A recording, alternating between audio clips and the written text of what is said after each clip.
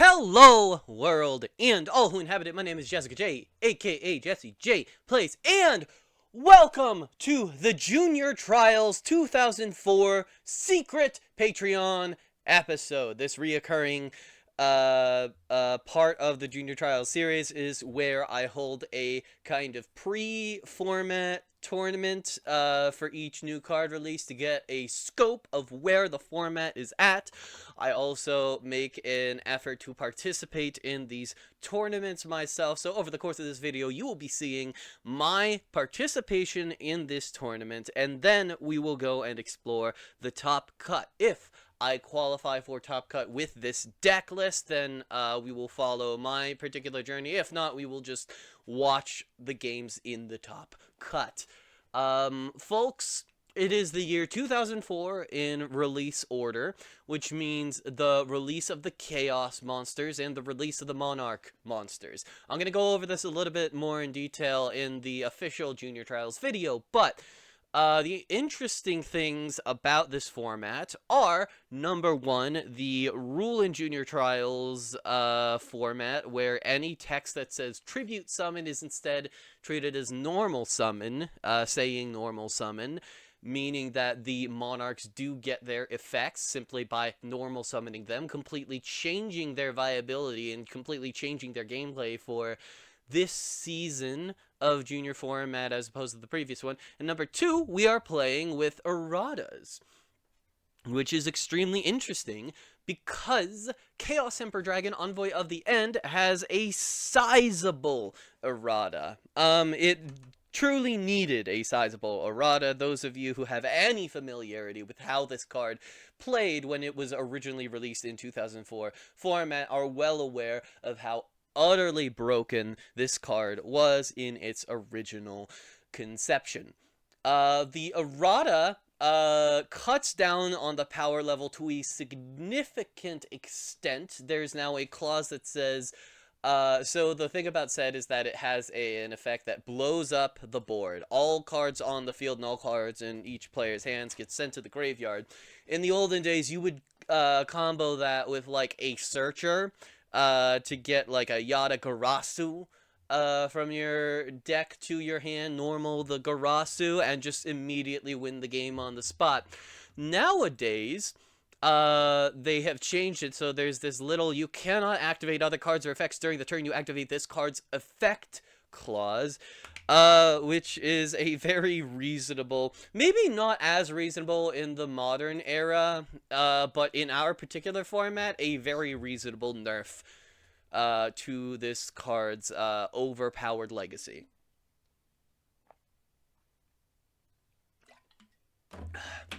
Also, this video is going to be unedited, so fucking enjoy the long drinks of water that are simply going to be part of the video.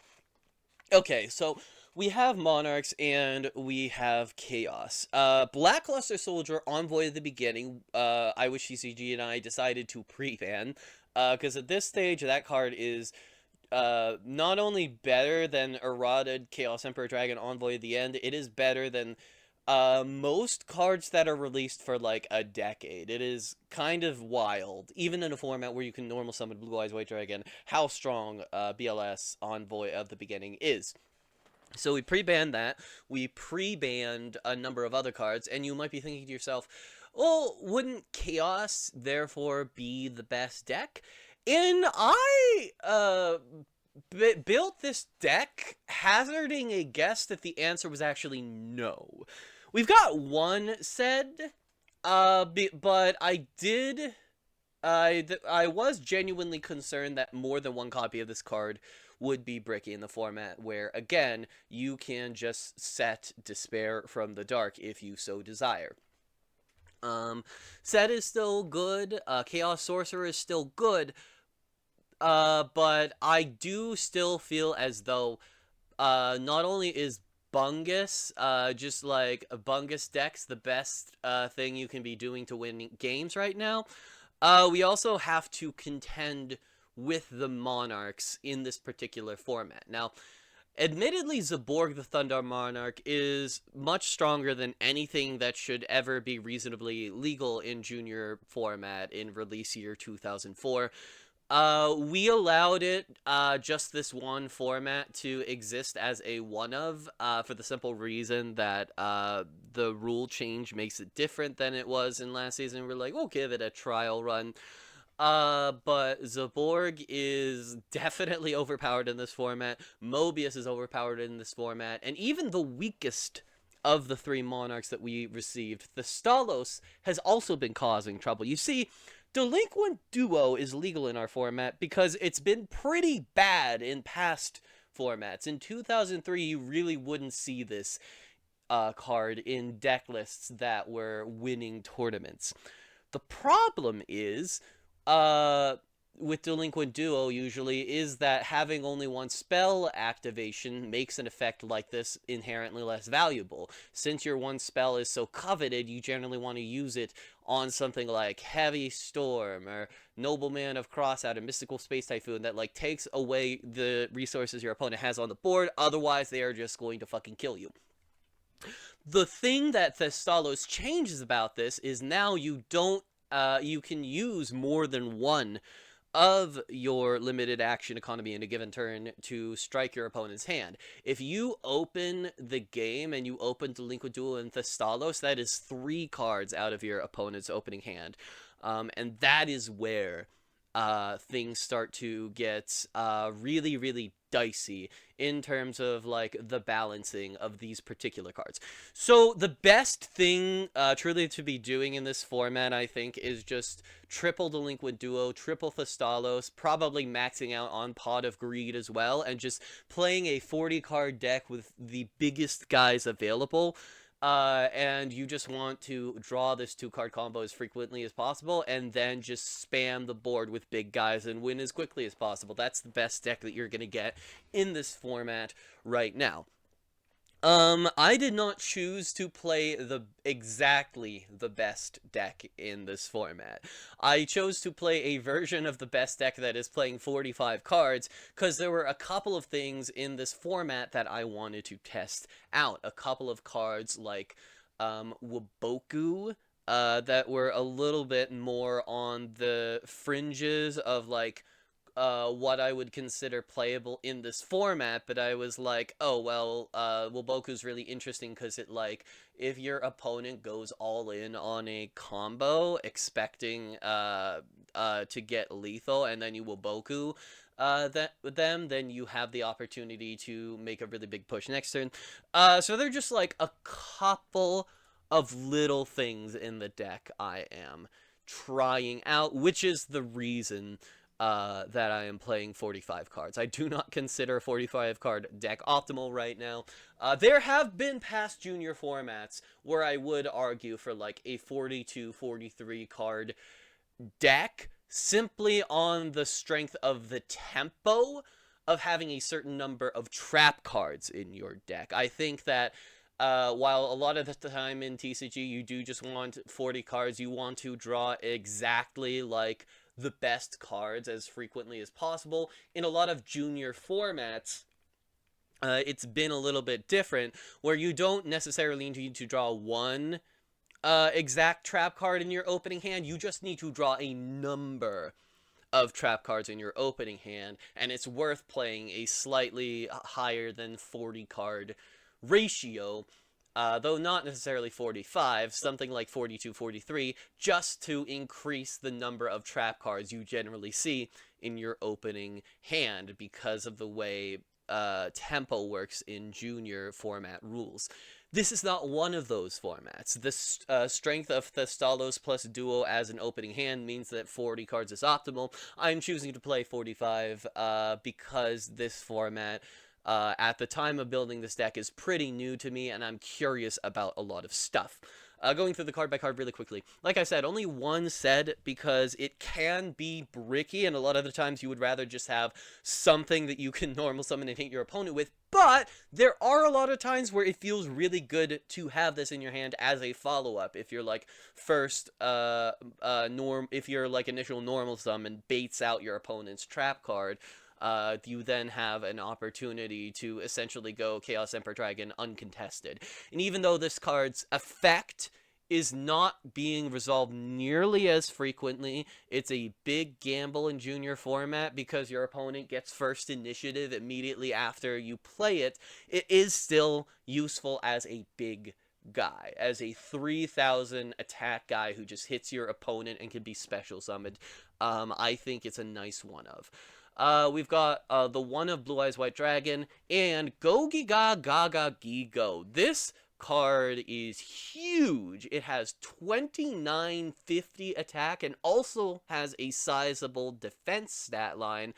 Absolutely an all-star of the format. Makes a lot of the other cards that are also really big feel tiny just because this card is so big. Invader of Darkness is pretty interesting. Not as big as Gogiga Gaga Gigo, but it prevents quick play spells from being activated. This is, of course, a big deal in this season of junior format because quick play spells are so very good now. The presence of this card has, I think, changed the makeup somewhat of how you build decks. There are definitely not as many quick play spells going around this time as there were in 2003 because it is a big risk to like run into an Invader of Darkness and not be able to do anything. I'm still playing Despair from the Dark. I still think this card is fucking fantastic. It hard punishes Chaos Emperor Dragon ever using its effect, and it's still really big. Guardian Angel Joan is a powerful new addition to Bungus builds. Not as big as some of the other Bunguses. As silly as it sounds, it only has 2800 attack, but of course, if it destroys a monster by battle, you gain a ton of life points. This hits over all of the monarchs very easily. This hits over blowback dragons, so it has a very nice role to play in the format. It's also our main source of lights in this deck for Chaos Emperor Dragon. Tyrant Dragon is still good. Thestalos, of course, just hand rips your opponent on normal summon. Mobius is better, BES Tetran. Zaborg is just unbelievable. We did decide to leave one blowback dragon just for the first initial part of Junior Trials 2004 format, just to give it a try. And it does seem as though people got pretty tired of it pretty quickly, so I don't think we're going to see much more of this guy, but we will see it today. And Witch of the Black Forest is crazy, this format, because it can search Blowback Dragon or any of the monarchs. Spell cards, we've got Dark Hole, 3 Delinquent Duo, Giant Trunade, Heavy Storm, Monster Reborn, 2 MST. Even with Invader of Darkness, this card is still so good. Nobleman of Crossout, because I expect to see a lot more set monsters this time around. 2 Pot of Greed, like I said, 3 is probably optimal. I was just trying a bunch of other stuff with this deck. And we've got the Premat. In trap cards, we've got Bottomless Trap Hole, Call of the Haunted, Dust Tornado, Triple Mirror Force, Ring of Destruction, Torrential Tribute, and Waboku. The side deck is 1 more Invader of Darkness, 3 Tribe Infecting Virus, because there are, like, stall cards that exist in the format. I think Gora Turtle is out now, and Spirit Reaper is still around. So Tribe Infecting Virus gives us access to fairly easy removal. This card's actually interesting because I'm pretty sure it had to be limited in the TCG. It was very powerful, but in this format, despite having a good removal effect, it really is just so tiny.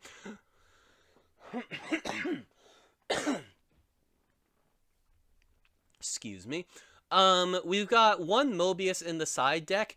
This is probably not correct. It probably makes sense. Mobius is limited to 2 in this format, and it probably would make more sense to just max out on it in main. But I just wanted more big guys, so I put the other one in the side deck and was like, I'll put it in if I see a lot of back row. The end of Anubis screws over a lot of cards that are destroyed by battle along the lines of like Sangan and Witch of the Black Forest. Smashing Ground is just the most generically useful removal of face-up cards in the format. Nobleman of Crossout is best for face-down cards. And Compulsory Evacuation Device. Interesting. I don't think it's that good right now, because, like, you would rather destroy your opponent's Bungus than, like, just send it back to their hand, but it is, like, free tempo for the most part. Um, I do not have in my deck or side deck a way to get into the extra deck, but I did choose to play an extra deck anyway, just in like the corner cases where you monster reborn your opponent's magical scientist or something like that. We've got 3000 Eyes Restrict, Darkblade the Dragon, Night Reaper on the Nightmare, Dark Bolter the Terrible, Ryu, Senshi, and then just like a couple of ones for fun, Master of Oz and Thousand Dragon. So, I built this deck with the intention of participating in my own tournament. Let's take a look at how it went for me. The first game that I played in this tournament was versus Someone from the Dark.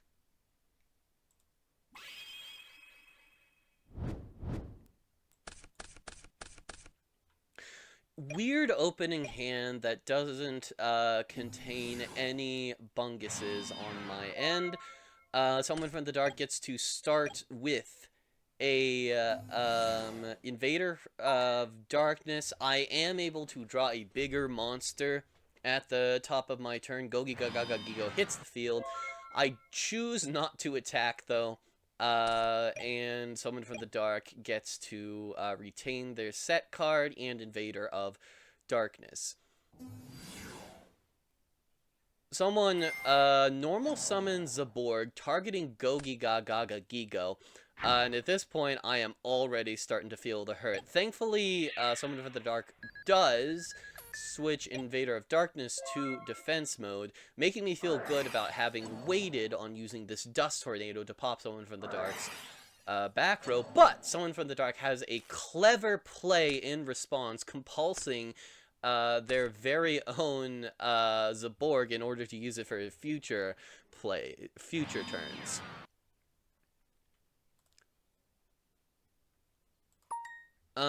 I cheat a little bit here and say, imagine I set Dust Tornado, this card off of Dust Tornado. Someone for the Dark gives me permission. Very much appreciate that. We go pre-med on the Gogiga, which attacks over Invader of Darkness. I set a Call of the Haunted and send it back to Someone for the Dark. Now, Someone for the Dark does have a Mobius here, which matches up pretty well against my board. Someone will normal summon the Mobius, destroying the pre-mat and the Call of the Haunted. By destroying the pre-mat, down goes Gigo, which sucks, because the Call of the Haunted was going to be the other way that I brought back the Gigo. Speaking of cheating, I do kind of forget here that Gogi-Gaga-Gigo is supposed to be in the graveyard, but at this point I do remember it. I make the offer to someone if they want to attack me directly.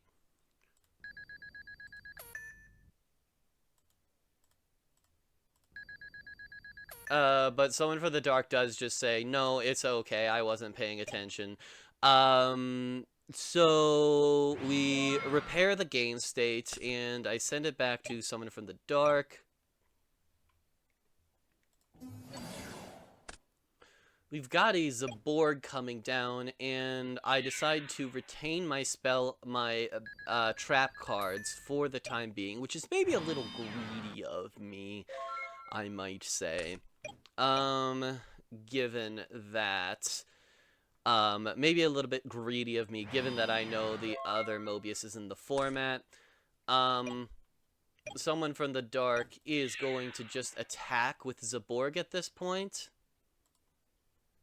I'm thinking about it, and I'm still taking it. Wow, Past Jess was very greedy with these plays. This is fascinating. I think you do just like Mirror Force at this point, but I guess I really wanted as many back row as possible. And I'm gonna get it for the time being. A sizable amount of back row on my end. And now I'm gonna start to use it as the Zaborg threatens lethal.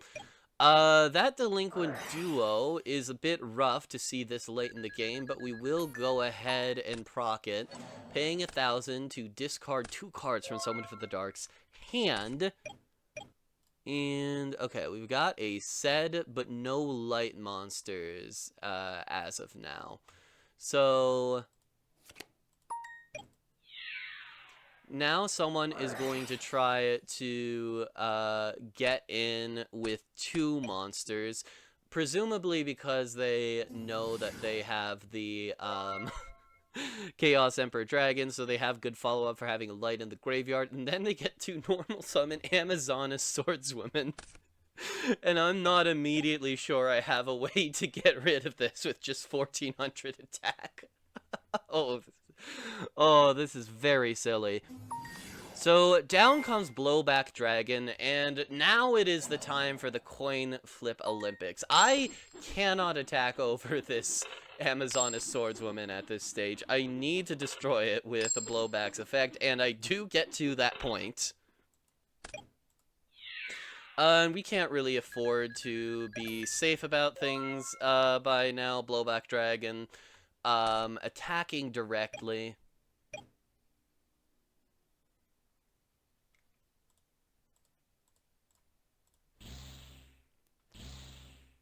And this is going to be the moment that Chaos Emperor Dragon comes down. I do a little bit of math and determine that if Sed's effect is activated, I do not die on the spot. So I allow this summon to go through.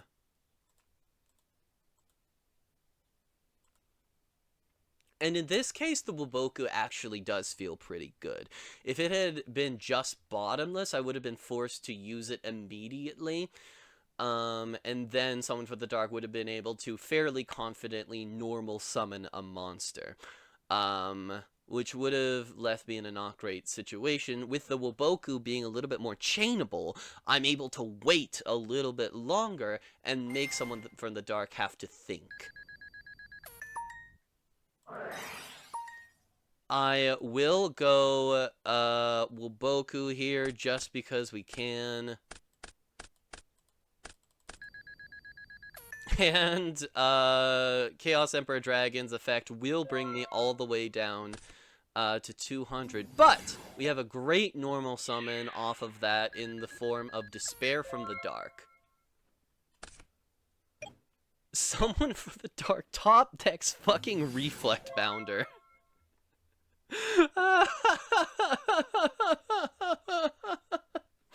If Reflect Bounder is attacked, I take damage equal to the attack of my attacking monster.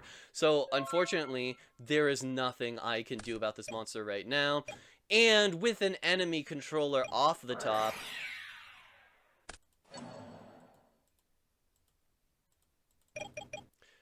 Summon for the Dark initially is going to do this in battle phase, but then realize in order to get lethal, they need to do it in main. We haggle a little bit, and then I realize I am in fact dead, and that is game 1. I did a tiny bit of cheating. That game, but you know I lost anyway, so who can say if it really matters. Moving on into game 2, having lost the first game of the tournament, determined to have a better showing than the last time I did one of these tournaments. If y'all remember, that did not go the best for me. And this is a pretty good opening hand. Pot of Greed into Thestalos leaves us looking pretty good in terms of tempo, and hitting a Mobius the Frost Monarch feels quite good at this stage. So I'll go ahead and set Call of the Haunted. Summon from the Dark going to jump in with a Pot of Greed of their own. Down comes Reflect Bounder, enemy controller face down, and that will send it back to me.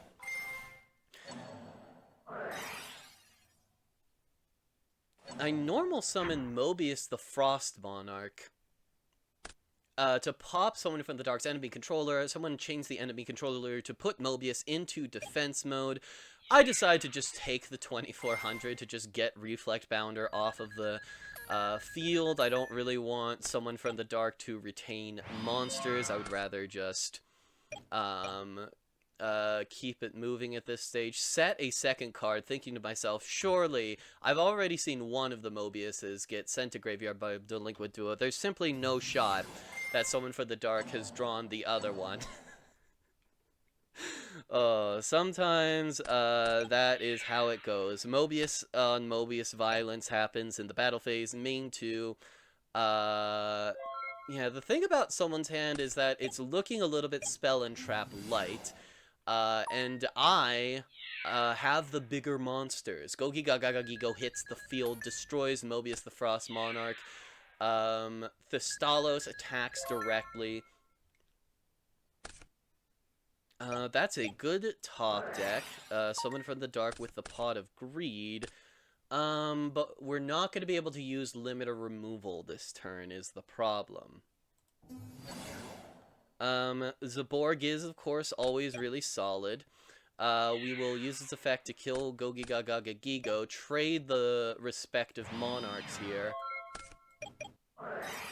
And that is going to be a sizable Delinquent Duo. At this stage, someone from the dark is running out of cards. We discard an Amazoness Swordswoman, and then a Witch of the Black Forest. I followed up with a Blowback Dragon. Once again, we're going to coin flip to see if I can pop that back row. And once again, we got it. Wasn't anything that was relevant at this moment anyway. I guess it could have come up with the Reflect Bounder. That's actually kind of a funny combo. But someone from the dark's hand at this point is not looking the best for what I have on hand. At this stage, I just try to go for the back row. And of course, my luck runs out. After having had two Blowback Dragons land, we're gonna have one that misses. And therefore I'm gonna choose not to attack. Monster Reborn's a pretty good top deck.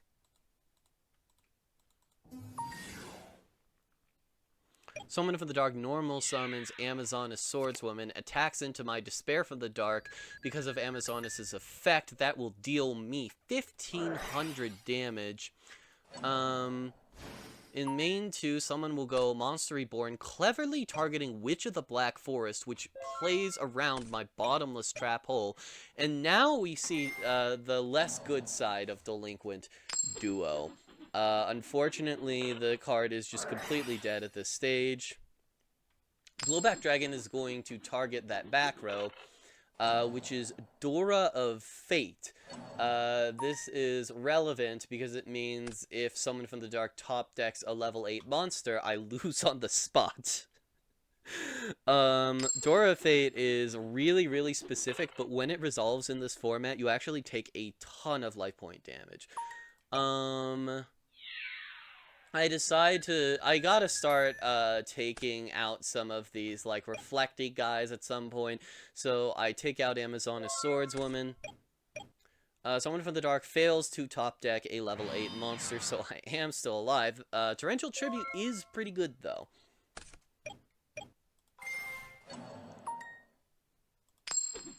Once again, Blowback Dragon is going to activate, targeting someone from the dark's back row. And I'm having pretty good blowback luck over the course of this game.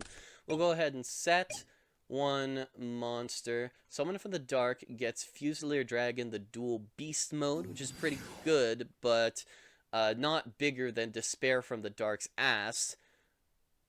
With my life points being the way they are, though, I am incentivized to bottomless this, especially because if Blowback Dragon's effect resolves, I can just win the game right here.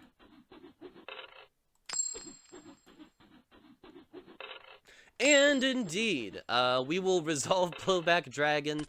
The coin flips have come out in my favor, and With that, we will force the game 3.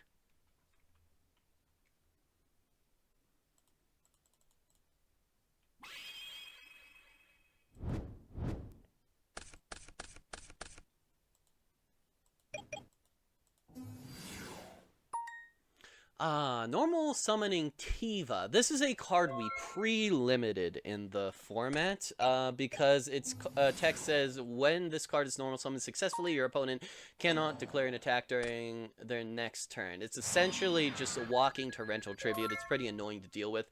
Didn't want to deal with it multiple times over the course of a game. I get to open with Thestalos to rip someone's hand. Someone gets to play Invader of Darkness.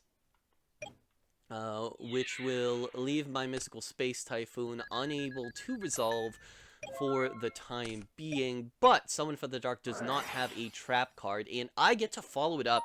Now, this is looking pretty devastating for Summon from the Dark. I'm going to use Delinquent Duo to take out 2 of their cards. I guess I do prioritize clearing the Invader of Darkness before normal summoning the Thestalos. If I normal the Thestalos, that would be the last card in someone's hand. But, you know, it probably makes sense to not let someone from the dark retain a giant guy. Zaborg kills Gaga Gigo, attacks directly. My life points are looking a little bit low, but I am sizably favored when it comes to card advantage, and we're only going to further that dynamic by normal summoning our other Thestalos now, taking out the Tiva. And Summon for the Darks, while their life points are looking good, they are down to just 1 card to my 5. 2 cards when you count this, draw, and then Pot of Greed will allow them to get a little bit farther along. Neither of these cards are that good, though, given where the situation is at. Someone for the Dark will go ahead and set the Divine Wrath, and now I get to use the Mystical Space Typhoon I've been sitting on for a little while, followed up with an Invader of Darkness, start to make Someone from the Dark's life points hurt a little bit. And now, once again, neither of these cards are going to get Someone from the Dark where they need to be. And that is a pretty good normal summon on my end. Oh yeah, and that is just the end of the game with Nobleman of Crossout banishing the set monster. And the Mobius the Frost Monarch clearing the back row. See, that's why Mobius is so damn good in this format, is that usually I would have had to use my Giant Trunade to clear the back row, which would have been my 1 spell activation, which means I would have had to attack Someone from the Dark's monster, which means that Someone from the Dark wouldn't have been dead. But with Mobius, covering that particular function, I do have the opportunity to clear out the game in this instance. So I clear the first match versus Someone from the Dark. Second match is going to be against Heliostrider, who has had a very strong record over the course of Junior Trials tournaments. I am expecting this to be a decently difficult match. We bring out Thestalos for the turn 1 hand rip, set a Mystical Space Typhoon, and send it back to Heliostrider. Heliostrider is going to start with a Magical Scientist, and what are we looking at? Oh, Heliostrider has a really neat deck. Heliostrider is going more all in on the Chaos package, and is doing that primarily with extra deck stuff like Magical Scientist, and I think this is a really good strategy. The biggest problem with Chaos monsters at this stage in the format is they have the capacity to brick when compared with the bunguses that we have. Stuff like Magical Scientist typically gets more than 1 card into the graveyard at a time, making you more likely to have the stuff that you need. That being said, I am going to get a Mobius on my turn to pop the Mirror Force and destroy the Magical Scientist, but, of course, Heliostrider does now have a Light and a Dark in their graveyard. And with no other monsters available as options, they are going to go for the Chaos Emperor Dragon, Envoy of the End, attacking into the Mobius. So at this stage, I do not have a way to beat this card. I can beat the Trap Hole, though. The MSC will take care of the Trap Hole. But I have to just sit on Despair from the Dark's gigantic ass for a little bit. Magician of Faith is good, but we don't have a spell card in the graveyard right now to use it with, so it isn't accomplishing anything. Speaking of accomplishing nothing, Chaos Emperor Dragon bounces off of Despair from the Dark's big ass. Down comes a Mirror Force, and I set a second copy of Despair from the Dark. Still both of us at a total impasse at this particular moment. Hopefully that Pot of Greed will help us. Not really, although the bottom's Trap Hole will hopefully stop Heliostrider from gaining some additional, tempo at this stage. Now, the Metamorphosis and Magician of Faith is an interesting combo for sure, because that can get us into Thousand Eyes Restrict. The problem is that Thousand Eyes Restrict, prevents all other monsters from attacking, and it also only deals with one of the Despair from the Darks. Looks like we're still gonna go for it. Magician of Faith, Metamorphosis into Thousand Eyes Restrict. Thousand Eyes Restrict will go ahead and slurp up Despair from the Dark for a 2800 attack score. And this is kind of an interesting beat. I have Zaborg the Thunder Monarch, which is finally an out to Chaos Emperor Dragon Envoy at the end, but now there is a second problem monster on the board. This is no longer enough to deal with all of the issues I am dealing with, so instead I just set a third Despair from the Dark. I've summoned a couple Monarchs and hidden behind Despair from the Dark's ass, and that is all I've done this entire game. I promise this format is good. Yeah, Thousand Eyes Restrict will just bounce off of Despair from the Dark number 3. And now Heliostrider is gonna go for just a Metamorphosis, Thousand Eyes Restrict into a second Thousand Eyes Restrict. To slurp up a second of my Despair from the Darks, slowly but surely making their way through my gigantic defenders. And I decided to just throw down an Invader of Darkness at this stage. It's bigger than Thousand Eyes Restrict, so I do not need to worry about dying to that, and Chaos Emperor Dragon cannot attack. Now that is interesting. With the Heavy Storm, Heliostrider is able to destroy their own Despair from the Dark equip card, which will let Thousand Eyes Restrict slurp up another monster. This would put me in a very dangerous spot, so I immediately decide to counter it with Waboku to make sure I just don't die into hell this turn. Because without knowing necessarily what is happening in Heliostrider's hand, I imagine there's a big chance of that. From my perspective. Finally, Thousand Eyes Restrict slurps up the last Despair from the Dark. At this point, though, I have finally drawn a card that outs the board. Mirror Force goes face down, and Zaborg is going to come out to pop the Chaos Emperor Dragon Envoy of the End. Heliostrider gets to Pot of Greed, which is going to draw us another Pot of Greed and Invader of Darkness. Normal summon the Invader of Darkness, and I will go ahead and Mirror Force. Looks like the strategy from Heliostrider's side was probably going to be attack the Thousand Eyes Restrict into Invader of Darkness to lose the equip card to slurp up an additional monster. But the Mirror Force instead is going to clear their entire board. And that's their normal summon, so unfortunately they can't do anything about it, which means that the first game is going to go my way. I'm having a good time. I like this. I still like this format, even though the Monarchs are bullshitty. The Monarchs, they're gonna get nerfed. But there's still stuff to enjoy in this format, and I do at this point already think Heliostrider's deck is cool. So we move into game 2. Heliostrider is just going to start by setting a Mirror Force, a huge hit with Thestalos to discard Zaborg from Heliostrider's hand. Feel fantastic about that. Heliostrider is going to go ahead and not hold on to that Mirror Force. Just going to take out my guy immediately.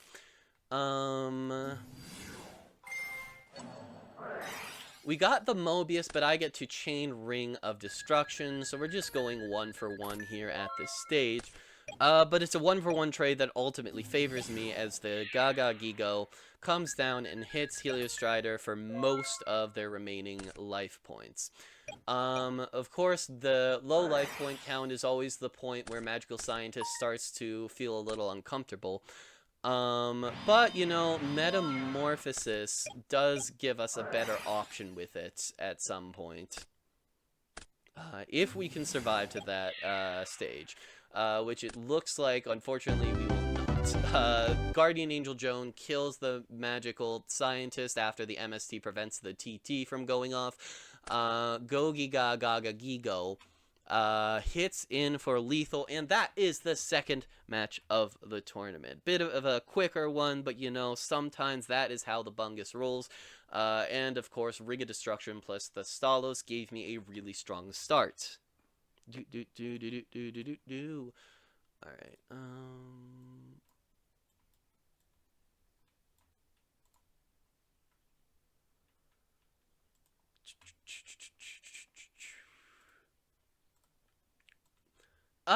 that leads us into the last match of this particular round of Swiss.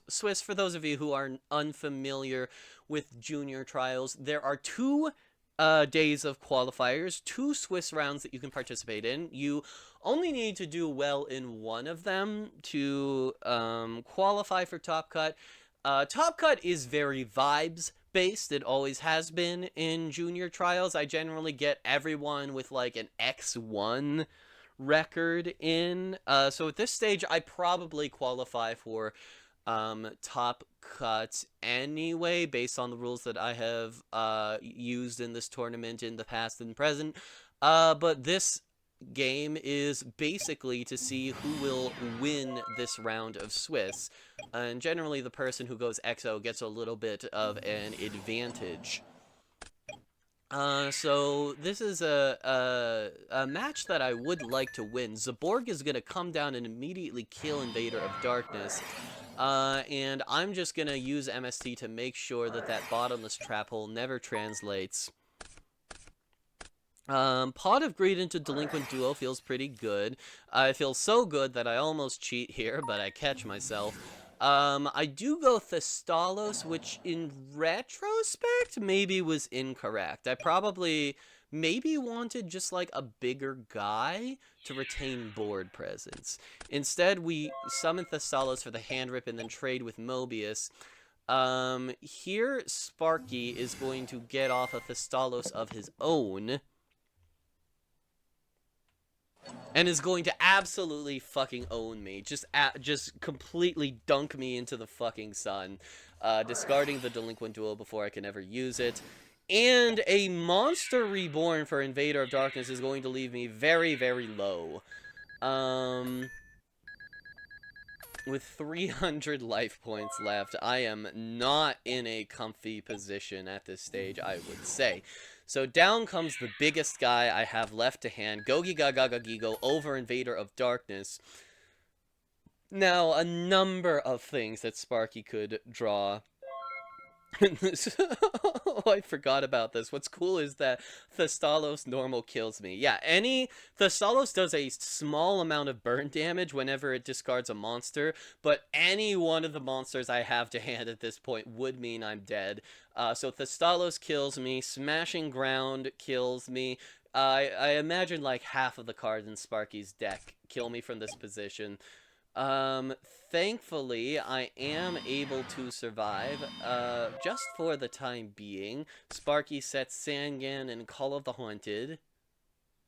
Unfortunately, Thestalos is a rough normal summon somewhat, with my life points being as low as they are. With things looking not the best, I decide to just set Despair from the Dark and, try to remain safe for the time being. Mobius the Frost Monarch comes down in defense mode.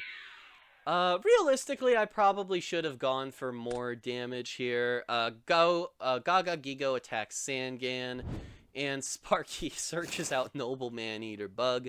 Hilarious. You know, Maneater Bug has seen play in past formats. Why shouldn't we be playing Noble Maneater Bug? Pot of Greed to draw 2 cards, and fucking guys! Sparky drew a Legendary Ocean. For those of you who are not aware, Levia Dragon Daedalus has an effect where if you send a face-up Umi you control to the graveyard, destroy all other cards on the field. Now, Sparky has already used their spell activation for this turn, but that does mean that they have an incredibly easy lethal line now. So they're playing it cool for now, just bringing out a Gogiga Gaga Gigo. Is this lethal here if I just, like, summon Blowback in attack mode? I guess I'm dead if I, summon Blowback in attack mode and it doesn't go off, which it is not going to go off. So I just, set Waboku at this stage. And down comes Levia Dragon. And down comes fucking a Legendary Ocean. I do have the Waboku. The Waboku helped me not be dead here, but absolutely doming my entire board with Daedalus is truly absurd. Blue Eyes White Dragon will attack Levia Dragon Daedalus. My life points are so fucking low at this point. I just have no freedom whatsoever. Honestly, knowing that Noble Maneater Bug was in Sparky's hand, I should have waited to main 2 to summon a guy, but this game was an uphill battle at this stage anyway. I forgot. And yeah, just any normal summon will kill me. Levia Dragon Daedalus putting in a sizable amount of work that game. Absolutely clearing my board for a lethal push. And of course, my life points were already quite low to begin with. But that's okay. It's new game, new day, new game, new me.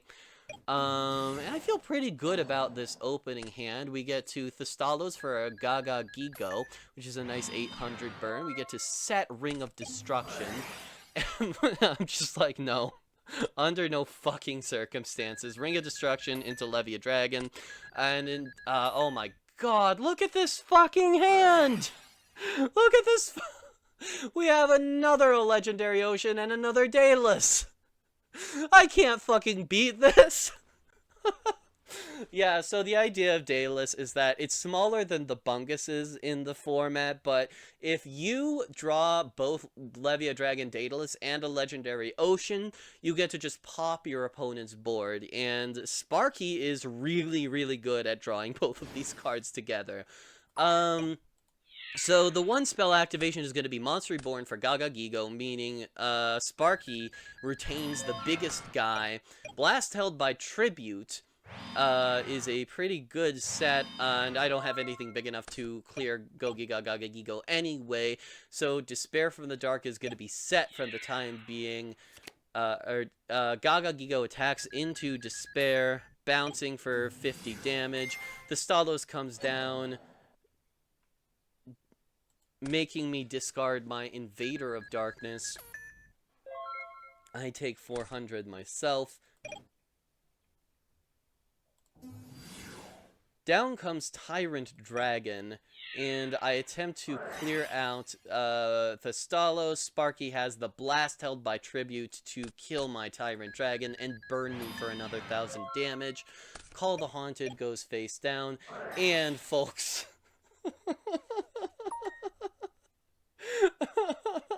There's nothing I can do. There's straight up nothing I can do about this, except Sparky decides not to go Daedalus yet. A legendary ocean boost is actually enough for Gaga Gigo to clear over Despair, but I have the Mirror Force and I am able to go Despair from the Dark into Thestalos and then go Call of the Haunted for Invader of Darkness. Looks like Sparky didn't take the I actually immediately forget if the Stalos was in defense mode. I'll, like, check the tape later. But either way, I don't think it fucking matters because fucking Daedalus blows up my entire board. Oh my god!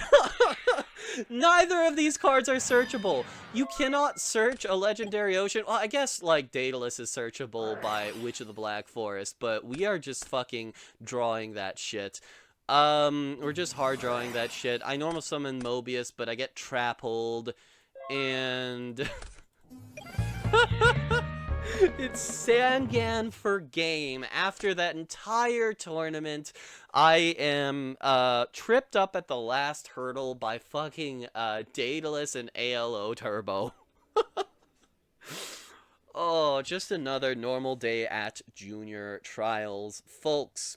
So, in the end, my quest to get a perfect score is failed. However, across 2 rounds of Swiss, including this one that I participated in, there were a total of 6 participants who had a record of X1 or better. Sparky is the only person who managed an XO, meaning that I decided to award them a bye in the quarterfinals of Top Cut. The other bye was going to be decided between myself, who was the 2nd place finisher in this round of Swiss, and Aslion, who was the 2nd place finisher in the first day of Swiss. But Aslion said that they hated their deck, so I just gave myself the bye. Is that a little bit lame? I don't know. And yeah, okay, I was going to show the bracket in this video, just to show y'all what it looks like, but unfortunately, because I'm, like, recording this after we have already finished the tournament, going to the challenge page would necessarily spoil the entire thing for y'all. So just to give y'all an idea, I have the round 1 bye, which means I'm going to be in Top Cut semifinals. Helios Strider has also has the round 1. No. Sparky has the round 1 bye, which means they're also going to be in Top Cut finals. So round 1 is going to be Aslion versus Ray, and Helios Strider versus someone from the dark. So let's take a look at these Top Cut matches and see who comes out on top.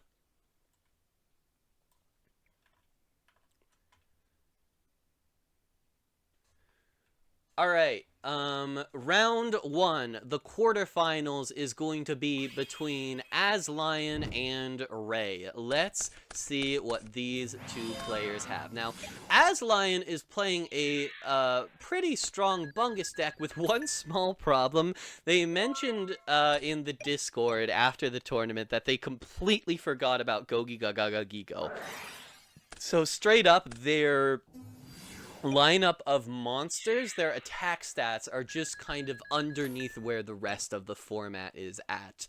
They're gonna have a good intro to this game, though. Smashing ground on the Blue Eyes White Dragon, getting Invader of Darkness in there. Ray is going to start with Invader of Darkness to counter Aslion's Invader of Darkness. The 2 monsters are going to trade. Aslion doesn't really have a great normal summon in this situation. Ems would ideally like to destroy a monster by battle, but, you know, we'll just get in with damage at this stage.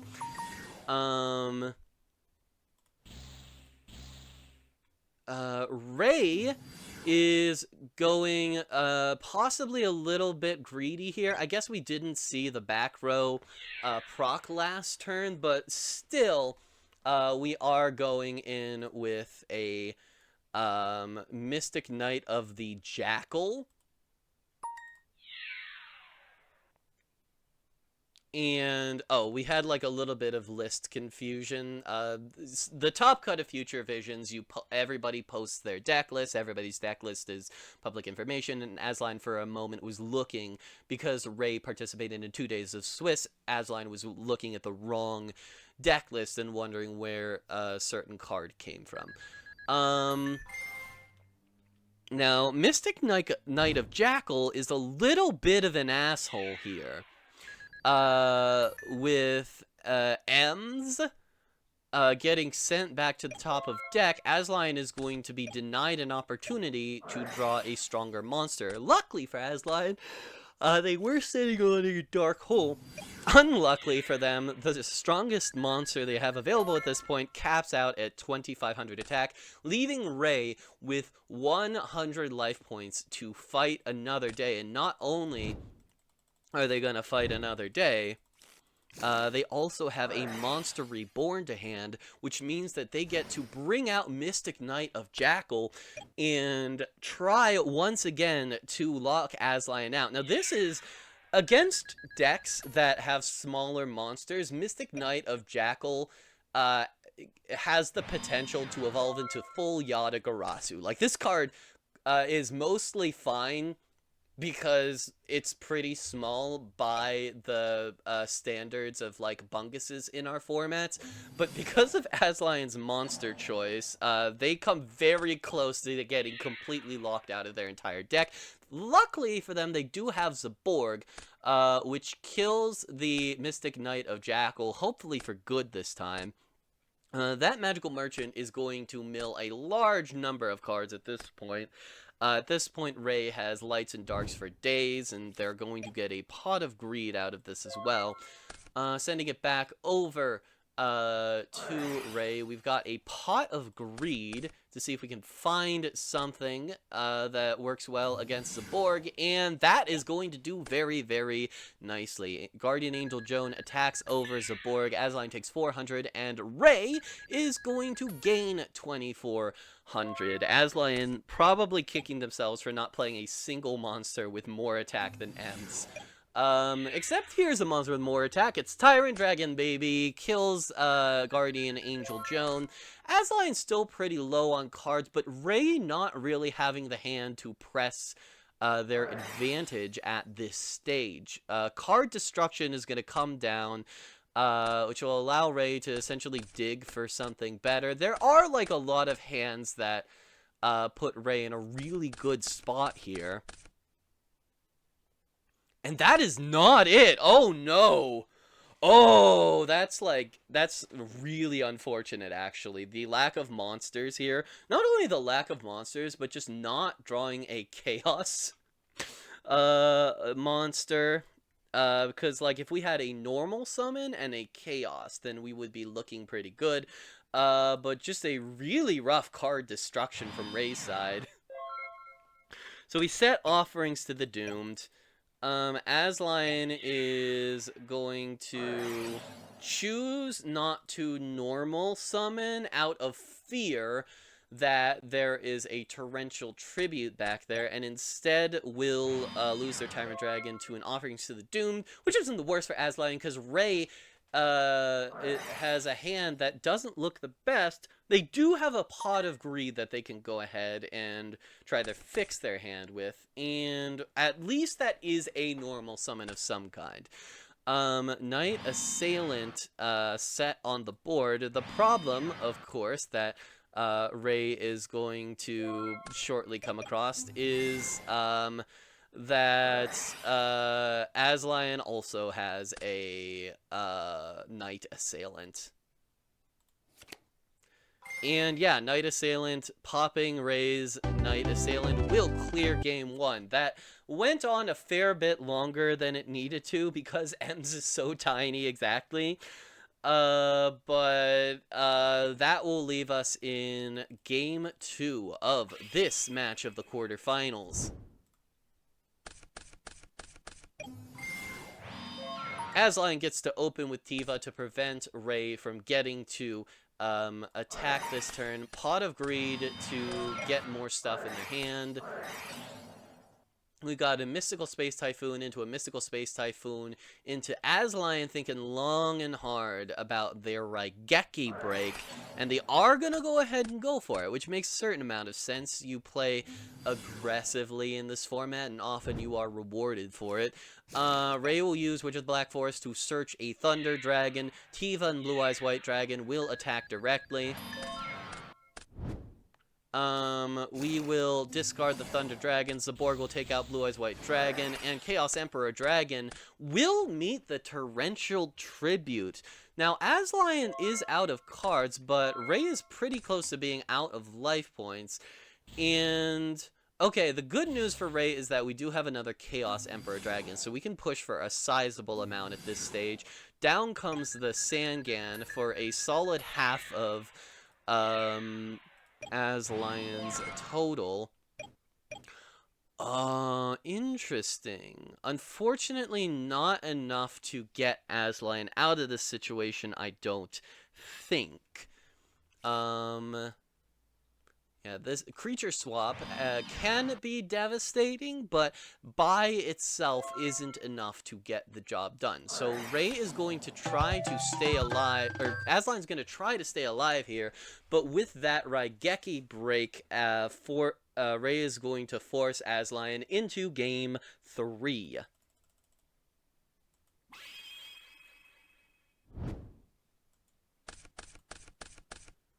Alrighty.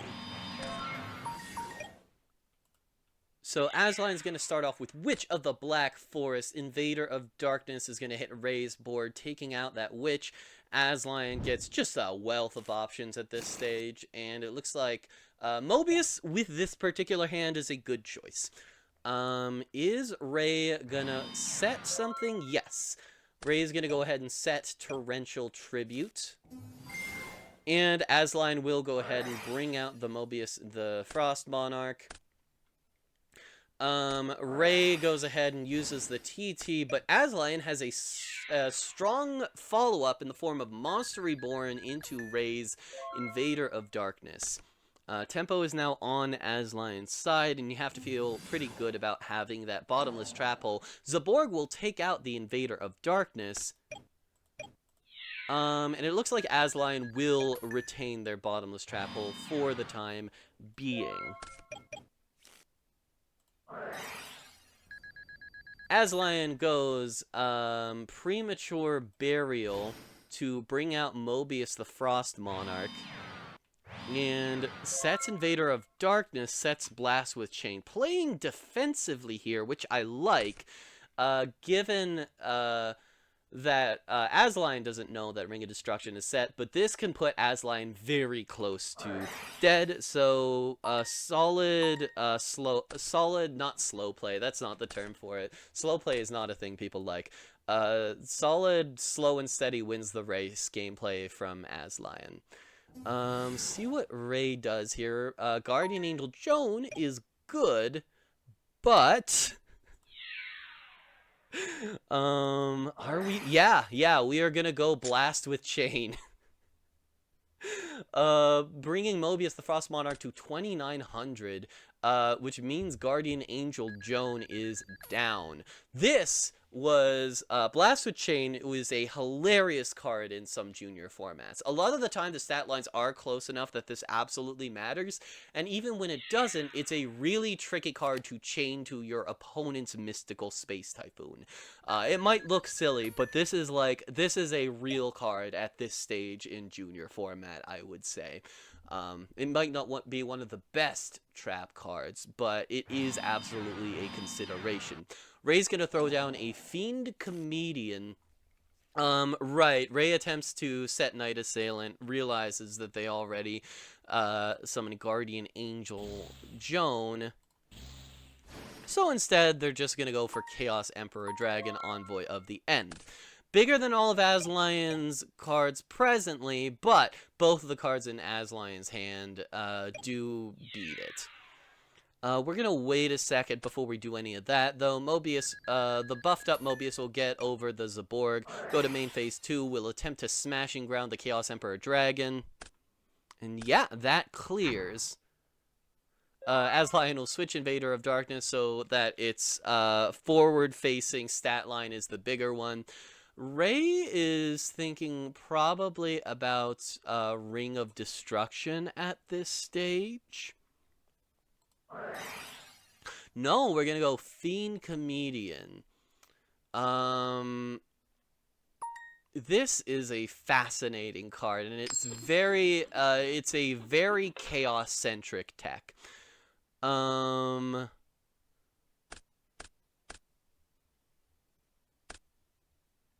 Yeah, so Ray doesn't get the coin toss, but they do get to mill from the top of their deck, which leaves more fodder for the Chaos monsters, including the Chaos Emperor Dragon that is currently in their hand.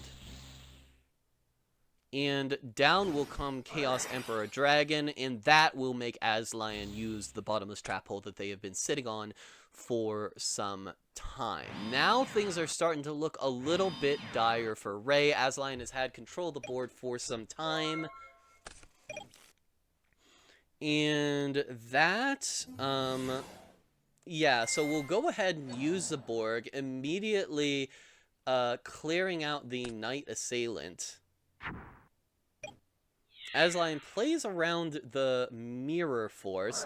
I believe if they left all their monsters in attack, they would have lethal, but, you know, you don't really want to play into Mirror Force at this stage. Oh, right! Invader of Darkness doesn't even allow for Offerings to the Doom to be activated. Wait, does that just... Oh, yeah. Invader of Darkness just means that Ray is dead. The Offerings to the Doom... you kind of see at this stage why this card... is seeing less play in this format. In 2003 format, Offerings to the Doomed was an all-star, but with Invader of Darkness prowling around the format at this stage, it is much less of a sure thing than it used to be. But that will be Aslion moving into the semi-finals.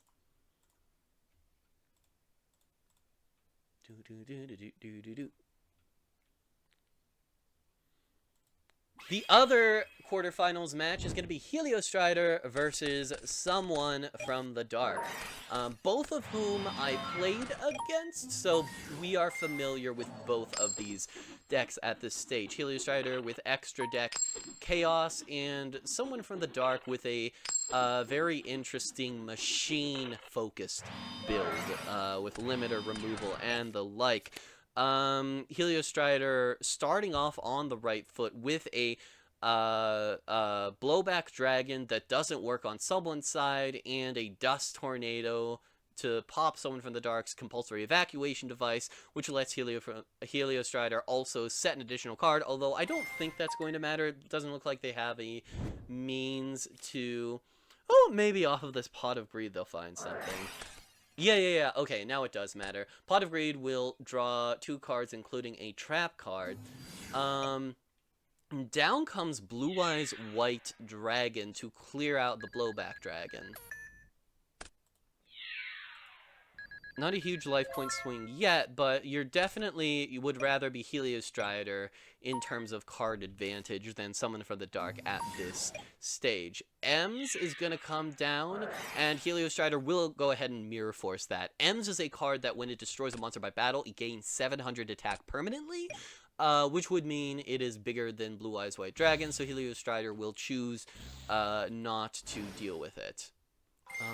Yeah. I was wondering if you Chaos Emperor Dragon here, and I think it makes sense. At this point, you just run the risk of really losing on the tempo. And Heliostrider will take a decent amount of damage from here. 2100 is nothing to sniff at. Yeah, I agree, Heliostrider. Not a bad call. That being said, Helio does have the first crack at it, and Mirror Force is not a bad way to start. Enemy controller, unfortunately, doesn't do a whole lot without any monsters. Oh, shit! Oh, that's crazy. Cyberstein.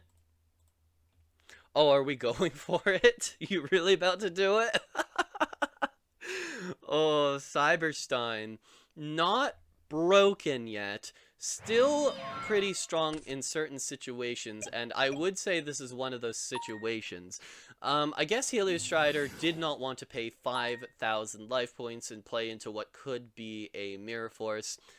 And yeah, I guess that is correct to not use the Cyberstein. As much as I wanted to see Master of Oz hit the board, as much as I wanted to see the funny, Someone for the Dark is playing Amazon Swordswoman. Which just domes a Helios Strider for lethal instantly.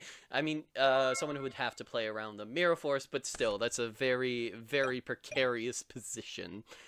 So Helios Strider is just continuing to play it safe for the time being. Dekoichi, the battle-chanted locomotive, comes down. And we're just kind of hanging out here. Both players at near equal life points, near equal in cards. Helios Strider is going to bring out Magical Scientist, and Someone for the Dark is just going to try to prevent Magical Scientist from resolving. I guess we really, really want to use that. Yeah, so I guess we really want to resolve that Dekoichi. I was thinking to myself here, we could flip summon the Cyberstein, attack the magical scientist, Moisture Creature could attack the set monster, and then Cyberstein could summon the Master of Oz to attack directly. But again, I am talking myself into the worst play of all time. I think what Helios Strider is doing is much more reasonable. Yeah, so the enemy controller was an interesting move there. Helios Strider will get the Magical Scientist back. Someone for the Dark has a pre-mat to work with, which I guess we probably just have to use on Invader of Darkness, right? Because it's bigger than anything. But you're still in not the best situation, even before you get to the Mirror Force. And yeah, Helios Strider will go ahead and Mirror Force. Ooh, wait, is this the play? Oh shit, this is the play. We didn't even need the Cyberstein. We're gonna metamorphosis that Moisture Creature into fucking Master of Oz. Oh, Master of Oz has hit 2004 format. We will go Magical Scientist.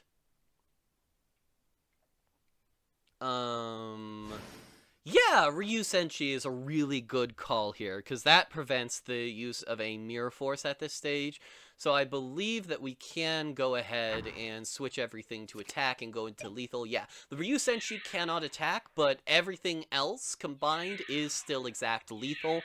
So Helios Strider, with a little bit of patience, is able to clear out the game. Is what I would say if that back row was an enemy controller exactly. But we're probably still not in a good situation. Yep, with Adora of Fate as the top deck, Someone for the Dark admits defeat. Unable to defeat the Master of Oz. Let's see what the next game has in store for us. Oh, I'm so glad that Master of Oz hit the board. So silly, so funny. Starting off a little bit slow here. Someone for the Dark just being forward-facing with their silly burn cards. It looks like we're going to clear a Witch of the Black Forest to start with, which will allow Helios Strider to grab the Zaborg. Reflect Bounder hits directly. Two pretty good set cards, but one of them is immediately going to be tanked by Dust Tornado, which lets Helios Strider set a Mirror Force. They're going to draw a second copy of that card. Zaborg will come out, and which one are we clearing? Yeah, we take more damage off of the Reflect Bounder, that makes sense. Now, you could Compulse Zaborg, but that's like the worst move of all time, so Someone from the Dark will not be doing that. Main 2, yeah, setting the scapegoat makes a lot of sense to me. You leave yourself with 2 possible interactions during your opponent's turn. Mobius the Frost Monarch comes down, and we are feeling pretty good about having set the scapegoat as opposed to the Mirror Force at this stage. We will still lose one of the Mirror Forces, but we do get to resolve scapegoat with a Metamorphosis in our hand. That feels pretty good. Someone from the dark, whether they are intentionally playing around a future relinquished or not, I cannot say, but they do trade monarchs in this instance. So instead, Heliostrider will bring out the moisture creature. Let's see. We have a couple options for how to go. Looks like we're going to go Call of the Haunted to bring out Reflect Bounder, saying if you want to attack, you have to take a huge chunk of life points for it. Heliostrider, no replay. Now we will go Metamorphosis.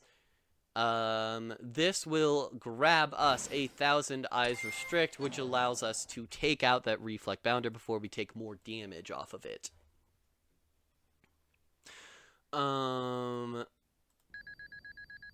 Now this is like a fully, like, quote-unquote properly summoned Thousand Eyes Restrict, which means it doesn't go back to the extra deck at the end phase like it would off of Magical Scientist. Invader of Darkness will hit the board, but there's not much it can do with Thousand Eyes Restrict locking out everybody's attacks.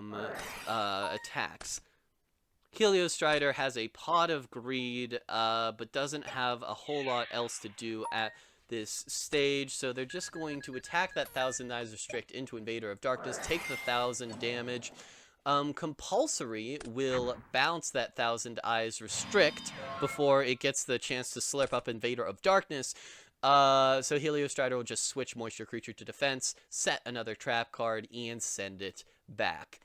Yeah, no Darks in the graveyard yet, which means that Summon for the Dark's Chaos Emperor Dragon is not yet online. So, what do we do in that case? Blowback Dragon's pretty good. We could pre-mat one of the smaller burn guys. It would be very silly. I'm not sure you do it, but I guess you get, Heliostrider decently low if you do that. Heliostrider immediately gonna bottomless that Blowback Dragon, which leaves someone with a little bit more confidence in using this Premature Burial with Helio's one-trap activation taken care of. Amazoness Swordswoman comes out and will attack Moisture Creature, doming Heliostrider for 1,400 damage. Heliostrider is looking low at this stage. This Amazoness Swordswoman does become a legitimate consideration at this point. That being said, Mystical Space Typhoon will make it much less of one. That being said, that is our one spell activation. But we didn't have our,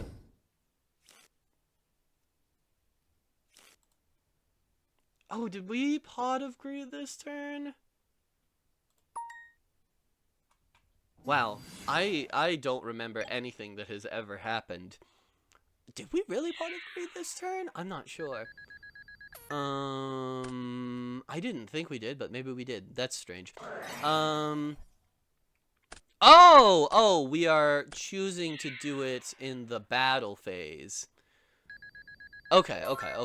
I was gonna say, I swear we didn't activate a spell card that turn. Now Chaos Emperor Dragon can come down. And not only can it come down, that's pretty close to lethal if you use its effect. So we'll go Mystical Space Typhoon to make sure that this is usable. But we're not gonna use the effect. Instead, we're just going to clear Moisture Creature. Which, I don't know if that was the correct play, or if there just wasn't a particularly good play in Summon for the Dark Shoes. But we do have Metamorphosis to get into Thousand Eyes Restrict, which is now at 3,000 attack. Not quite lethal, because the Blue Eyes White Dragon, of course, cannot attack, but leaving Summon for the Dark looking in not a great situation here. We do have one monster, which under Thousand Eyes Restrict is enough to stay alive. But we're not doing much else. And with the enemy controller, once again, all we can really aspire to do this turn is to just stay alive one more time.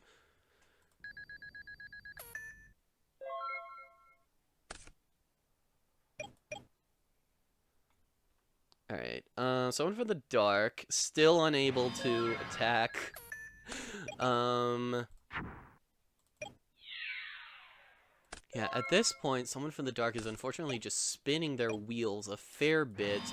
Meanwhile, Heliostrider is trying to figure out a way. Actually, they can technically win the game by just summoning Mobius. No, that's not how it works if someone from the dark sets the monster. Okay, so we've got a compulsory evacuation device, but that won't do it. Yeah, because once we bounce a Thousand Eyes Restrict, its attack block is no longer live, meaning that Blue Eyes White Dragon is free to clear out the rest of someone from the dark's life points, and that will create our semifinals bracket.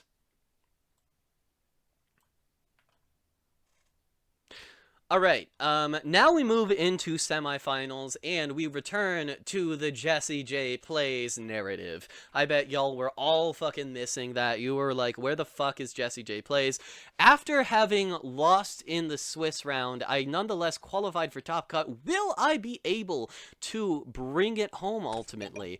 We'll see over the course of this game, starting off with a classic Despair from the Dark Ring of Destruction opener. Meanwhile, Asline is going to get the Pot of Greed off. Zaborg into Despair is not my favorite thing in the world, so I decide to just go ahead and immediately Ring of Destruction that Zaborg. If I'm taking the 2400, so is Asline. At this point, I have a giant Trunade, which allows me to bring down Gogigaga-Gigo. Aslion is one attack away from losing the game. And Mobius would be a good card, except that my face down is going to be Bottomless Trap Hole. And honestly, this is just a very lucky series of opening draws for me. Mystical Space Typhoon getting the Raigeki break, which forces Aslion's hand to immediately use it, and with that confidence that I don't have to worry about anything anymore, I'm able to just normal summon for lethal. Very, very quick game one, very explosive and very bungus. Moving on into game two, let's see if Asline can have a little bit better luck at this stage. Pot of Greed for me is looking pretty good to start off with, and Guardian Angel Joan into Witch of the Black Forest will let Asline get a powerful Monarch, but it will also let me gain some life points, making it harder for Asline to close this out. Looks like we're going to search Mobius the Frost Monarch, so I set a Ring of Destruction to meet it. Asline's going to start off with a Smashing Ground on my Guardian Angel Joan. Pretty much reads that if I set something knowing that there's a Mobius in there, it's going to be something that checks the Mobius, so instead opts to simply set the Magician of Faith, which is a reasonable play. We'd like to get the Smashing Ground back. Another Guardian Angel Joan hits the field. Magician of Faith will get the Smashing Ground back, but I will gain 300 more life points. Folks, every little bit counts.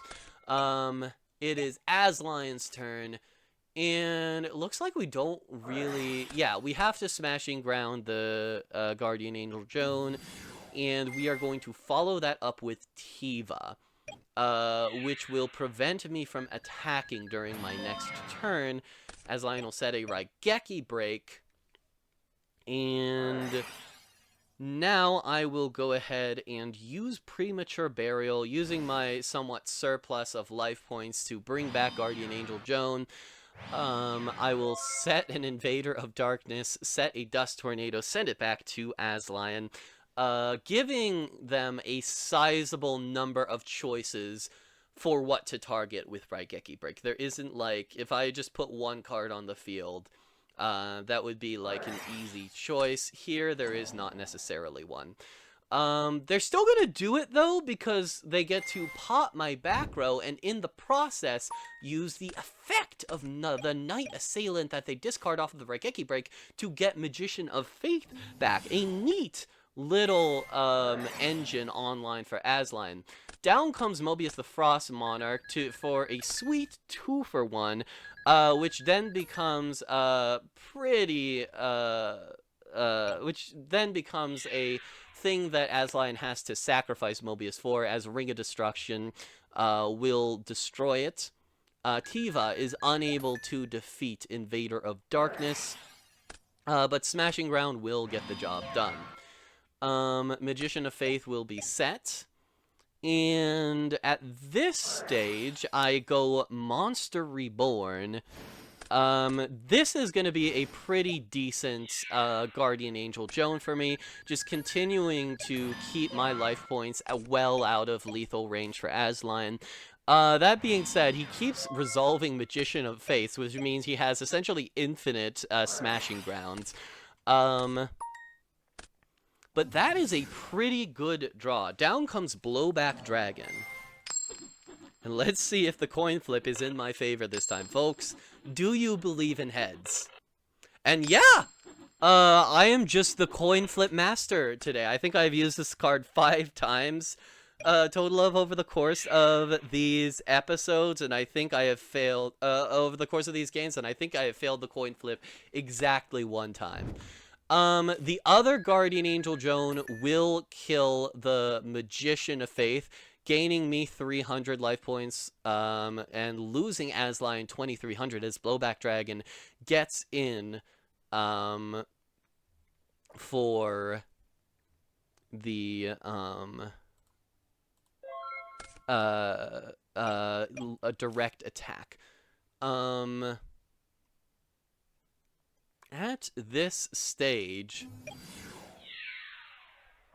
See, this makes me feel good about having played Waboku. Like, I think specifically the Waboku Blowback Dragon combo is very strong. In this instance, Aslan will go ahead and Smashing Ground my Guardian Angel Joan.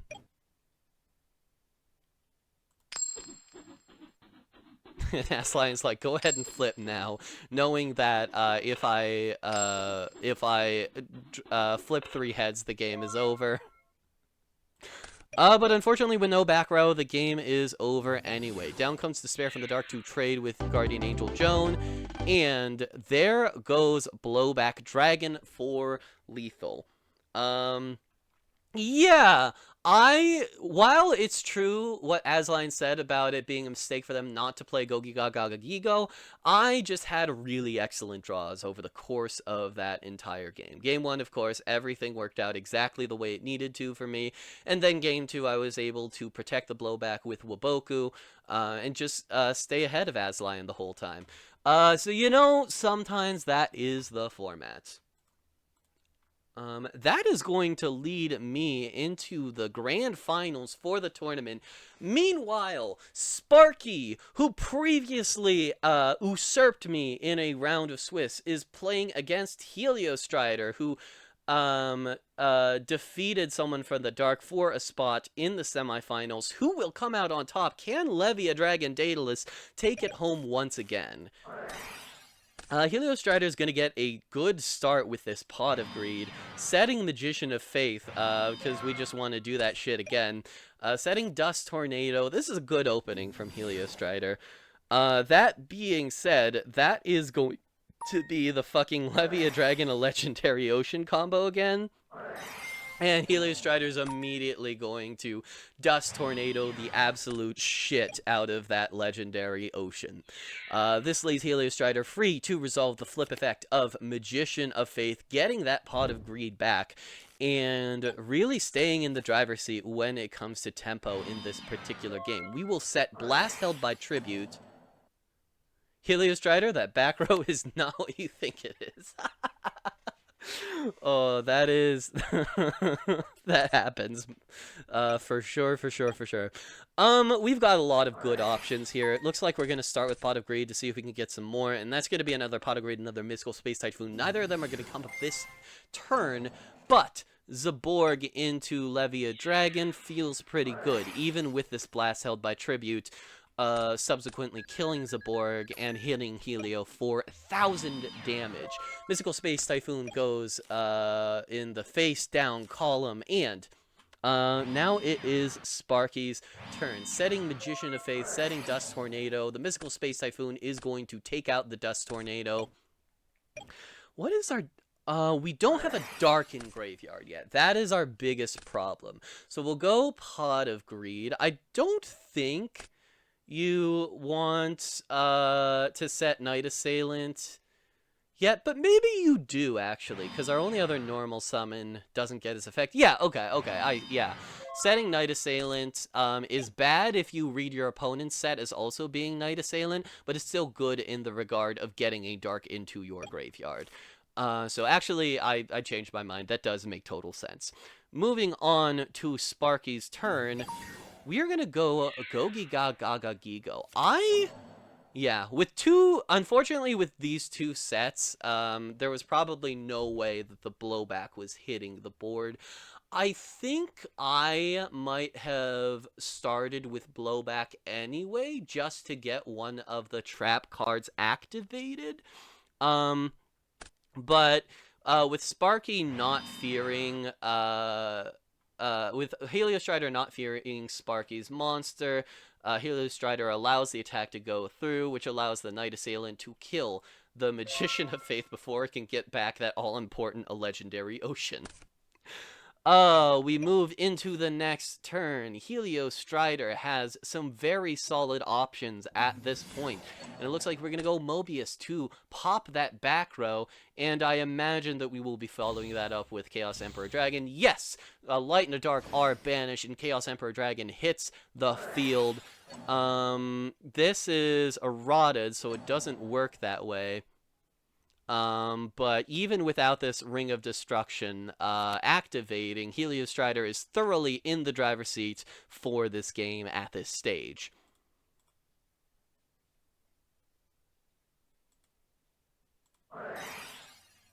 So instead we're gonna go Monster Reborn. Just stealing Sparky's Daedalus. That seems disrespectful. Yeah, unfortunately, with the sheer power that Heliostrider is rocking in their back row, it is hard to imagine Sparky coming back from this. Although that is the card that you would need if there is a way to come back from this. Darkhole will clear out Heliostrider's entire board. Blowback Dragon hits the field. I have to imagine we're doing something. Yeah, Ring of Destruction on Blowback Dragon, leaving Sparky very close to dead. Pretty much any normal summon will do it, but that is not any normal summon, so Sparky will get another turn. I don't know about setting this card at this stage. I know you want to bluff something, but you probably have to play to win rather than play to not lose. But either way, unfortunately, there was nothing Sparky could do from that position to not die by Sangan. Heliostrider will take the first game of this semifinals match. Let's see if Sparky can get it done in the next game. If Daedalus has the potential to both win a round of Swiss and ultimately qualify for finals. What are we looking at? Well, Sparky drew Daedalus, but not a Legendary Ocean, so truly devastating. Heliostrider is just going to start slow. Night Assailant, Mystical Space Typhoon. Thestalos as the opener will let Sparky discard Moisture Creature, the biggest monster Heliostrider has to hand. But Sparky is going to attack into this Night Assailant, which will take out the Thestalos. That's a Bottomless Trap Hole set. We'll go Mobius, and of course the Bottomless Trap Hole will immediately kill that Mobius. Now Gogiga Gaga Gigo hits the board, and Trap Hole will take care of that guy. Mystical Space Typhoon will take out the blast held by Tribute. Still not anything super big to push with yet, but a decent board nonetheless. A Magician of Faith, which is immediately going to get Darkhold. Ripperoni. Sangan hits the board. Attacks Heliostrider for 1,000 damage. Down goes a Mirror Force. And Heliostrider, unfortunately, not seeing what they need to at this stage. Sparky choosing not to play into the Mirror Force. And Heliostrider finds a second Mirror Force. Let's see. Yeah, see, if Sparky draws a Mobius from this position, it's just, like, completely over. But they are not going to. They're going to draw a second Sangan. Heliostrider will go ahead and Mirror Force this, knowing that at least they get to kill 2 monsters, and at least that Sangan can't resolve a second time under the errata.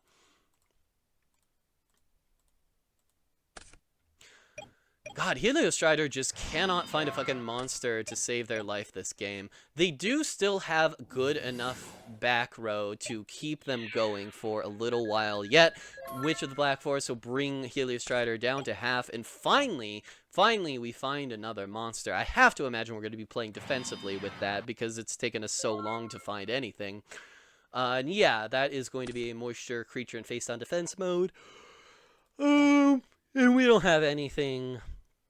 Well, I guess if we really hard read that it was Moisture Creature, we could Monster Reborn or pre-mat the Gaga Gigo to attack into it. Pot of Greed has to feel good at this point, and, folks, it is Chaos Emperor Dragon, Envoy of the End. And it looks like we are going for it. Now, unfortunately, Noble Maneater Bug kind of kicks the shit out of Heliostrider at this stage. But there's not a whole lot it seems that can be done about that. Witch of the Black Forest will search out a Mobius the Frost Monarch. Are we gonna summon the Mobius before we do Nobleman? I guess it doesn't technically matter. Yeah, Mobius will pop Heliostrider's back row, but we at least have a bottomless trap hole to trade for it. The Nobleman Eater Bug will clear out Heliostrider's entire remaining board. This is incorrect. Yeah. You already normaled, so that Levia Dragon is full cheating. Folks, we love cheating. The Monster Reborn is fine, though, I think. Yeah, we haven't done a spell activation yet this turn. So Heliostrider will go for just the biggest guy available. Noble Maneater Bug and Gogi Gaga Gigo. Put Heliostrider on 150 life points. We need something here. I imagine we have to go Pot of Greed. Well, yeah, I guess it depends on what our priority is at this stage. We're trying some cheats this game, folks. Incredible. That probably wasn't intentional. That was probably just a misclick. We have 2 monsters now. That's pretty cool. We still need to not die, though. It looks like Heliostrider is gonna admit defeat. I think I would have played that out a little bit longer. You could have, like, set the Night Assailant, set one of the spell cards to essentially fake a different back row. But Heliostrider is gonna go ahead and admit defeat, leading us to the all-important Game 3. This will determine the matchup for the final match of Junior Trials 2004. Who will come out on top? These decks have been looking pretty similar in power level. And I also did not watch this one while it happened, so I don't know how it's gonna break down ultimately. Down comes Magical Scientist after a couple turns of setting Sangans and Witch of the Black Forests. Magical Scientist is gonna summon Thousand Eyes Restrict to steal that Witch of the Black Forest. Not the best move in the world for Heliostrider, because the Witch of the Black Forest will still get to trigger, allowing us to get Levia Dragon Daedalus, and folks, we have the 2-card combo again.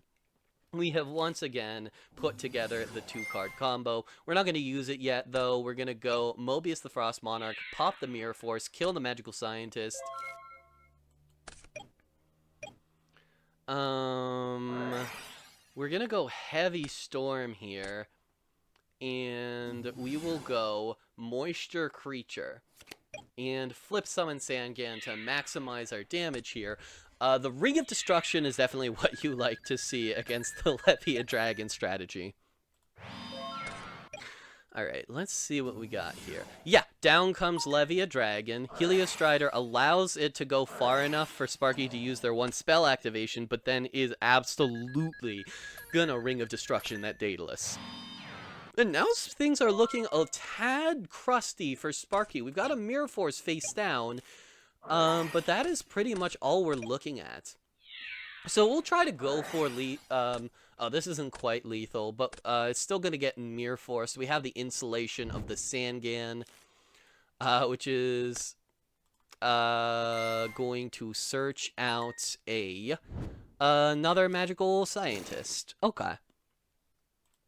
Main 2, the Trap Hole gets set, which is good against whatever Sparky cares to summon. It looks like it's going to be Mobius. Mobius trades for Trap Hole.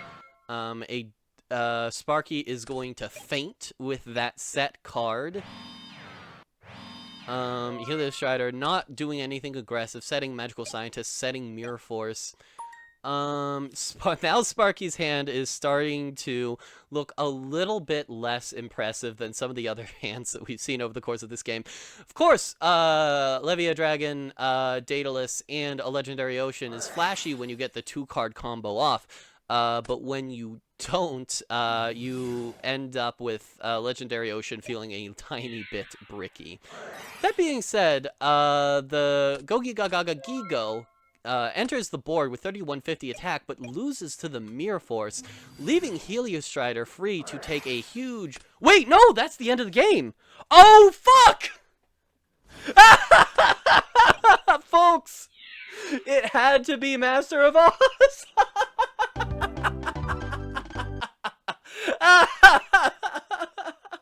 With Metamorphosis, using Metamorphosis on Moisture Creature to summon out the all-powerful 4200 attack Master of Oz, Heliostrider clears the Legendary Ocean Menace and qualifies for the finals. Now, that is hilarious, and I'm very happy that happened. However, it is nonetheless worth noting, with some amount of shame on my end, that Sparky defeated me in the Swiss round, but because of how Top Cut brackets worked out, was ultimately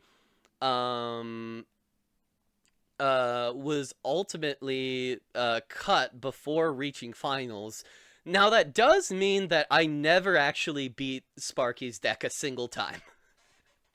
Even if it comes to pass that I happen to win this tournament, even if I achieve that, I have not defeated Levia Dragon, a Legendary Ocean Turbo. So take that information how you will. Oh. But that is going to lead us into the finals, folks. That is going to lead us into the grand finale of Yu-Gi-Oh! Junior Trials 2004, and it is going to be me versus Heliostrider. Let's see how this plays out. Heliostrider gets a strong start with a Pot of Greed, following it up with a Night Assailant. Meanwhile, I also get a strong start with a Delinquent Duo to... ooh, that is the second time in this tournament that a Delinquent Duo has hit as a Borg. Truly silly and devastating. Heliostrider is gonna pitch a Witch. Guardian Angel Joan will attack into Night Assailant. We determined that if Guardian Angel Joan does something like this, attacks a Man-Eater Bug or something like it, the player with the Guardian Angel Joan does not gain the life points because it needs to be on the board for that to happen. Down comes Mobius the Frost Monarch, which is met with a Trap Hole. And down comes Mobius the Frost Monarch, which successfully clears over a Mystical Space Typhoon. Mobius the Frost Monarch hits in directly, and that is going to do it for me for the time being. And it looks like Heliostrider is just gonna go balls to the wall here. Normal summoning Moisture Creature using Metamorphosis and summoning out the all-powerful Master of Oz, attacking over Mobius the Frost Monarch for a big 2,000 attack. Which at this point I don't believe I have an out for. No, I do not. I just have to set Gogi Gaga Gigo and set Mystical Space Typhoon and hope that something better comes along. Out comes Magical Scientist, and Heliostrider is attempting to go a little bit all in on this one. 2,000 life points for Ryu Senshi, which negates trap cards, and Fiend Scald Dragon, which negates flip effects. But what these cards don't negate is a guy with a big ass.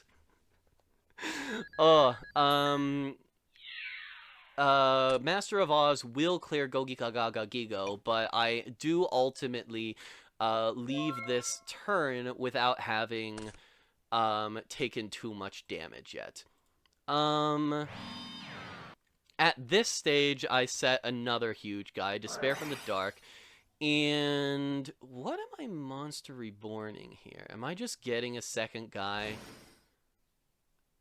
Oh, yeah. I just use Monster Reborn on Guardian Angel Joan to prevent Heliostrider from getting to Magical Scientist.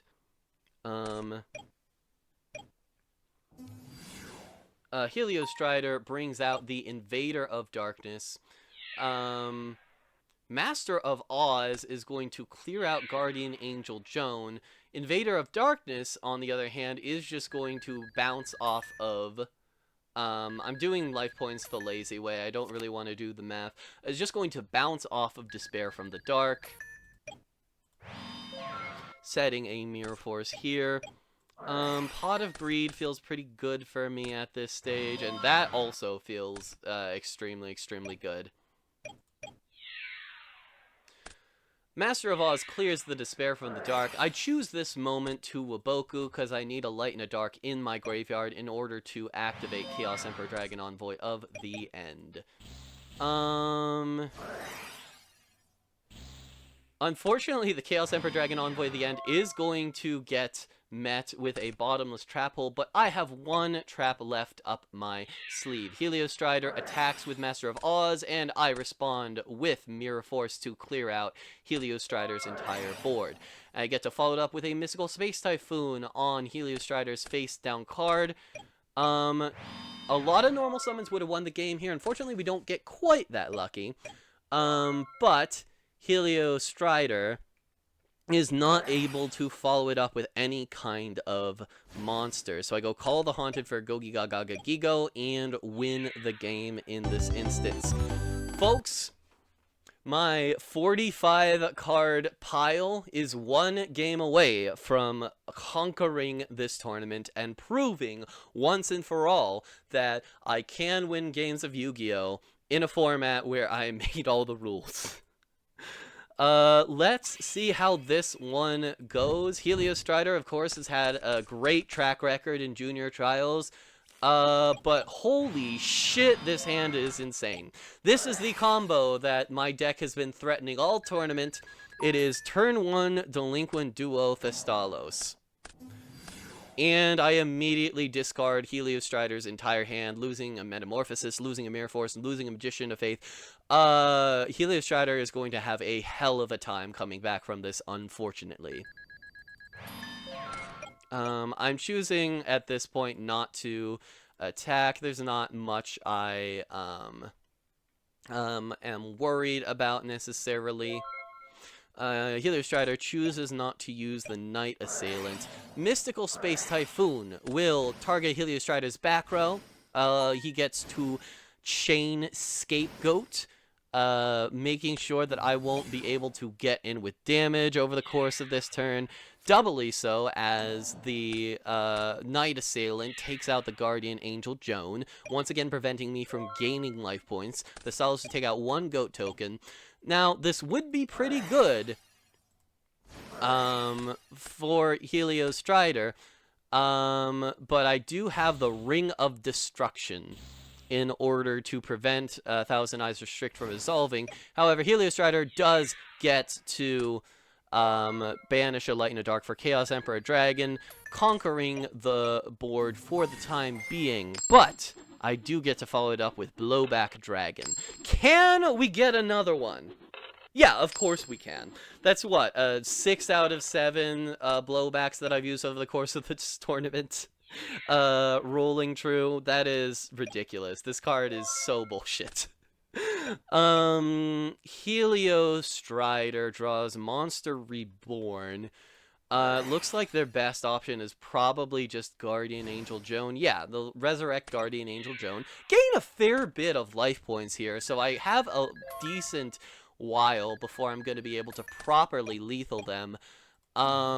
Still, I do have the clear advantage when it comes to cards and board presence and just big monsters. Helios Strider gets another good top deck with Zaborg to kill the Invader of Darkness, hitting me for 2,400 damage. But with Zaborg gone, now I pretty much am free to just walk over Helios Strider's monsters. Can they find something else to get out of the situation? Moisture Creature is not quite good enough at this stage. I bring out Despair from the Dark, take out the Goat token, and Gogiga Gaga Gigo is big enough to attack over Moisture Creature.